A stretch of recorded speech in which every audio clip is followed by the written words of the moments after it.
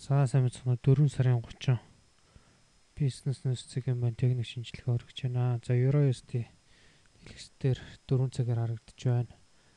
За бидний өмнө зурсан 32.00-оос 32.50-руу зурсан энэхүү саарл бүсүүл үндсэнтэй нэлээд хүчтэй хамгаалж байна.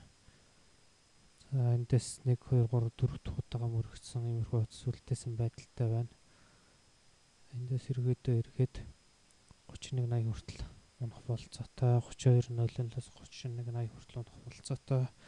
Сая энд Лондон Open нэгдснээр баг зэрэг доош нь орж ирлээ. За энэ нөхцөлд бол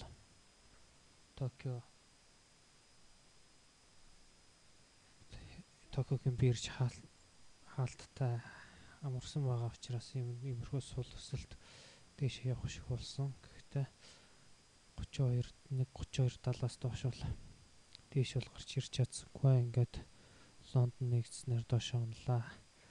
За эхний ээлжинд бол 32.00-оос 31.80 руу унах болцоо бий.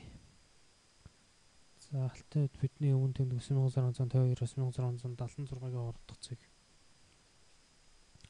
1660 яг гол дээрээ бол тодорхой хэмжээнд вариартай байна. За эндээс сэтлвэл 1676 гэдэг цэгийг хүлээж байгаа.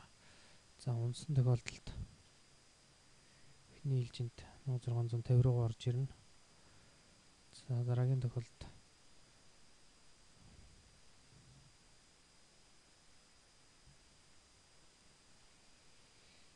1650, дараагийн тохиолдолд 1640. За энэ дарагдж байгаа 1630-аас 40 хооронд байгаа энэ бүс рүү орж ирэх болцоотой.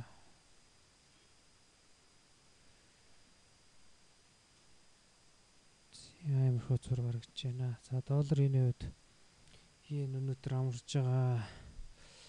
За ингээд зах зээл хөдөлгөөн оролцогчид бага байгаа учраас бас жоохон сулрах, чангарах тийшээгээ явж байна.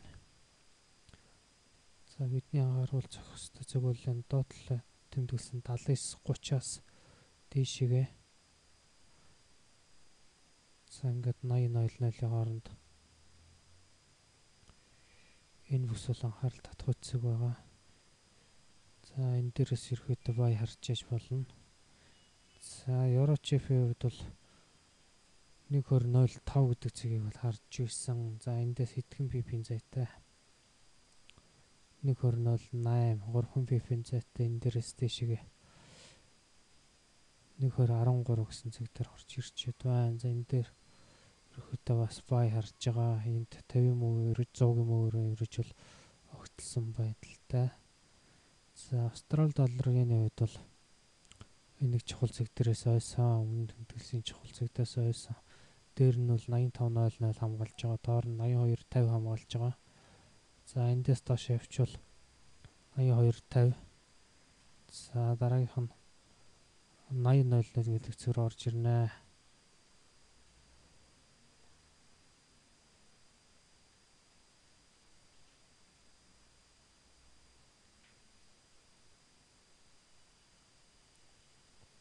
Ингэж орж ирэх магадaltaй. За ерөөхдөө бол түүний дор 78.13 гэдэг цэг 78.00 гэдэг цэг байгаа үндсэндээ. Ерөөхдөө бол Австрали долларын энэ buy стилтэй байдаг учраас хэрвээ иймэрхүү том уналт орж ирж болсгүй үүнийг үлээж явах хэрэгтэй гэж бодож байна.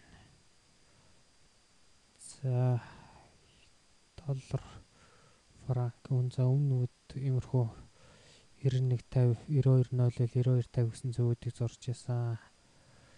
За тэгвэл эндээс франк чангараад 90.50 гэдэг цэг дээр өрөөд ирсэн. 90.50. За энэс доош бол 90.00 гэдэг цэг орж ирэх нь бол гарцаагүй. Гэхдээ 90.50 дээрээс энэ бүс рүү 92.0 91.50. За нэгэнд нэрвчээ.